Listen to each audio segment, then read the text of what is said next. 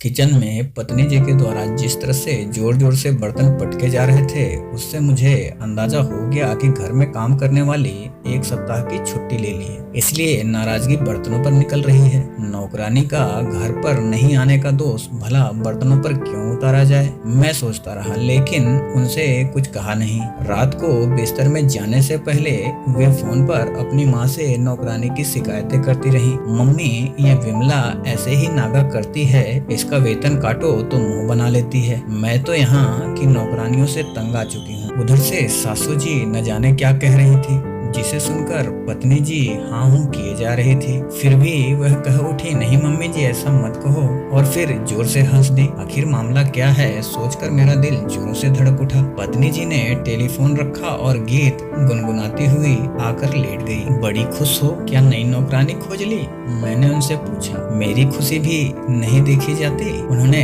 तमक कर कहा। यही समझ लो। फिर भी बताओ तो मामला क्या है? क्या सासू जी आ रही हैं? आपको कैसे पता? पत्नी ने खुशी खुशी कहा। मुझे तो जैसे बिजली का करंट लग गया। मैंने सोचा सासू जी आएंगे तो कई महीने रहकर घर का बजट किसी भूकंप की तरह तहस नहस करके ही जाएंगी। मैं कल से 7-8 दिन की छुट्टी लेकर कहीं चला जाता हूँ। मैंने मन ही मन में विचार किया, तुम्हें इतना खुश देखकर समझ गया था कि तुम्हारी मम्मी जी आ रही हैं। मैंने फिर प्रश्न किया, वह नौकरानी कब तक आ रही है? पत्नी जी ने कहा, एक बात सुन लीजिए, जब तक किसी के जीवन में चुनौती न हो, जीने का मजा ही नहीं आता, और प्रत्येक व्यक्ति के पीछे एक सेकंड लाइन होनी आवश्यक है। मैंने सुना तो मैं घबरा ही गया। पत्नी जी आखिर ये कैसी बातें कर रही हैं? मैंने तो कभी पत्नी जी के पीछे किसी सेकंड लाइन के विषय में सोचा तक नहीं, और आज ये क्या कह रही हैं? क्या मैं छुट्टी पर जा रहा हूँ तो कोई दूसरा पुरुष मेरे स्थान पर यहाँ होगा? सोचकर मेरी रूह कांप गई। मेरे चेहरे पर आ रहे भाव को देखकर वह ताड़ गई कि मेरे मन में क्या भाव चल रहा है। हंसते हुए उन्होंने कहा,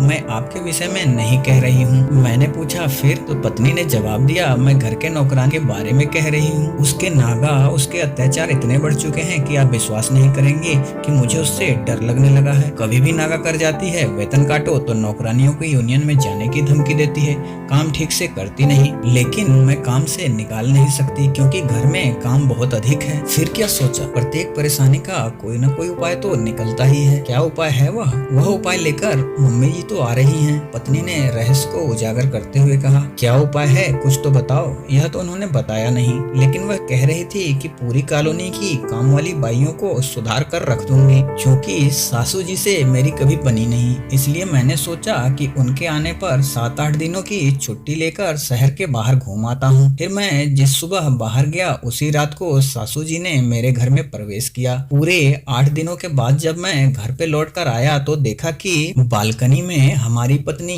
गर्मा गर्म पकौड़े खा रही थी। सासू जी झूले में लेटी हैं और विमला यानी घर की नौकरानी रसोई में पकोड़े तल तल कर खिला रही हैं। हमें आया देखकर पत्नी जी दौड़कर हमसे लिपट गई और कहने लगी, यहाँ सब ठीक हो गया, यानी विमला बाई वाला। हाँ, विमला बाई एकदम ठीक हो गई। कैसे, वह मैं बाद में बताऊंगी। इतनी देर में विमला बाई प्रकट हो गई। हमारा सामान उठाया, कमरे में रखा और घर के बर्तन साफ करके किचन में पोछा लगाकर जाते जाते हमारे कमरे में आई और पत्नी जी से कहने लगी, जाती हूँ मेम साहब, नमस्ते। यह कहकर सासू जी की ओर पलटी और बोली, मैं जाती हूँ अध्यक्ष जी। फिर वह विनम्रता के साथ चली गई। घमंड में चूर रहने वाली विमला, जो एक भी अतिरिक्त काम नहीं करती और हमेशा अतिरिक्त काम अतिरिक्त रुपए मांगती थी, आखिर ऐसा क्या हो गया, इतना कैसे बदल गई, मैं सोच रहा था, लेकिन कुछ समझ नहीं पा रहा था। रात को भोजन के बाद जब पत्नी, मैं और सासू बैठकर गप्पे मारने लगे तो पत्नी जी ने बताया, मैं विमला से परेशान हो गई थी, इसका असर पूरी गृहस्थी पर पड़ रहा था। मम्मी जी से यह बात शेयर की तो मम्मी जी ने कहा, मैं आकर एक दिन सब परेशानियों को निपटा दूंगी। वह कैसे? वही तो बता रही हूँ, पर आपको एक पल की चैन ही नहीं है। हुआ यह है कि मम्मी जी ने मुझे यहाँ आने पर बताया कि उनका परिचय विमला बाई से यह कहकर कराया जाए कि वह जहाँ रहती हैं वहाँ की नौकरानियों की यूनियन अध्यक्ष हैं। मैंने किया भी वही। मम्मी जी ने यहाँ के काम को देखा और विमला बाई के सामने मुझसे से कहा कि पूरी कॉलोनी में कितनी नौकरानियों की जरूरत है, मैं काम वाली बाइयों को काम भी दिलवाती हूँ और इस समय 150 से अधिक काम करने वाली महिलाओं का रजिस्ट्रेशन मेरे पास है। वे सब यहाँ मुंबई में काम करने के लिए आने को तैयार भी हैं। यहाँ काम कम, वेतन अधिक और शहर की सारी सुविधाएं हैं। लेकिन मम्मी जी, इतनी काम वाली बाइयां रहेंगी कहाँ? मैंने पूछा तो बोली कि तू उसकी चिंता मत कर, वेलफेयर डिपार्टमेंट ऐसी महिलाओं के निवास की व्यवस्था कम से कम दामों पर कर देती है। मम्मी जी, पूरी कॉलोनी में 10 काम करने वाले महिलाओं की जरूरत है, मैंने मम्मी जी से कहा। तो उन्होंने तुरंत मोबाइल निकालकर विमला बाई के सामने नंबर मिलाया ही था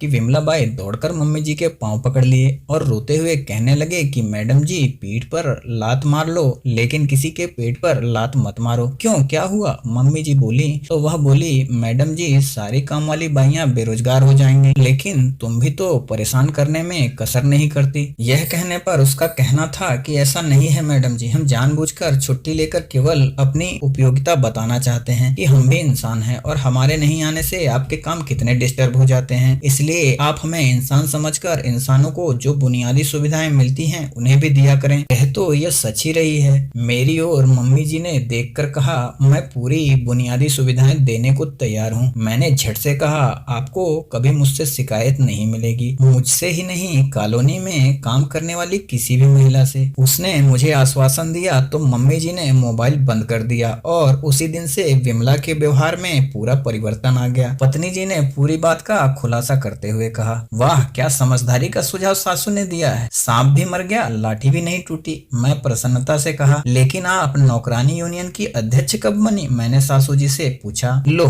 कर लो बात, तुम भी कितने भोले हो। अरे वह तो ठीक करने का नाटक था, सासू माँ बोली। फिर हम सभी जोर से हंस पड़े। हमें अपनी समझदार सासू माँ की तरकीब पर गर्व हो गया।